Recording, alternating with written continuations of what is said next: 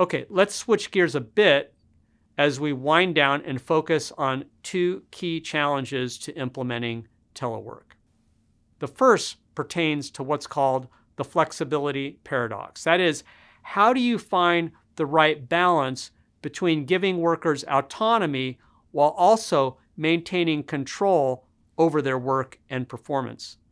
This is a challenge for managers in traditional work settings, but it's amplified when telework is implemented. On the one hand, telework gives employees lots of autonomy. On the other hand, it also makes managers a bit nervous that they don't have adequate control over their teams.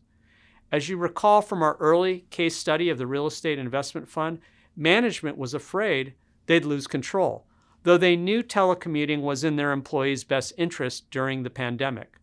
So there are a few tactics to help managers navigate this flexibility paradox. First, embrace the fact that for most workers, the increase in autonomy and flexibility in how and when they perform their work is associated with positive emotions. So if you come across as overly controlling as a manager, you'll squelch that benefit. During the pandemic, I knew people who worked for a prominent high-tech firm in Santa Monica with an inexperienced executive management team. They implemented telework that was so over-controlling it became downright oppressive. They included an always-on camera policy at home, for example, or logging bathroom breaks. This backfired. They lost a lot of talent who then went on to work for well-managed firms.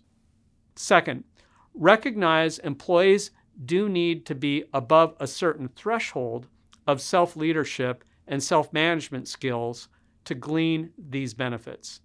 Some may need more training in this area than others, so it's critical to have a mechanism to provide for that in a way that teleworkers experience as supportive. Third, building trust between the supervisor and teleworker is absolutely critical. Plenty of work on virtual teams has shown it's more effective to build trust face-to-face first before going into virtual teleworking mode. Same principle applies here. It's a lot harder to build trust remotely than in person, but once it's there, the teleworking arrangement enables people to feel more accountable and self-managed.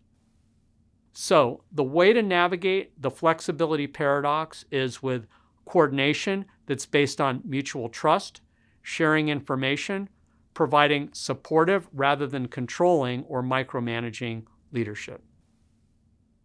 A second critical challenge has to do with the relationship of home and office workers. If some have telework privileges while others are required to work in the office, this creates a tension between haves and have-nots. And that tension and mistrust is mediated by the fact that there's limited face-to-face contact between home-based and office-based workers. A key way to resolve this tension is to recognize the added complexity of managing mixed groups of workers. This requires additional effort and attention to ensure that both groups are managed equitably. This includes monitoring both with comparable metrics, having fair and transparent scheduling assignments, for instance, rotating workers through telework assignments if that's possible, allocating proportionate time to each group, and having supportive policies that help home and office-based workers balance work-family challenges. Finally, having reward systems that are compatible between groups. The main idea here is managers need to recognize that having both teleworkers and non-teleworkers is a lot more complex, and they need to be very equity-minded in managing both groups to maximize benefits. All right, let's wrap up. We've seen telework has a number of benefits, but there are also pitfalls. It can yield higher job satisfaction and potentially higher performance and productivity, while also having potential negative impacts on social isolation and career trajectories, particularly for women. Work-life balance can be improved when work-family boundaries are clear or degraded when they're blurry.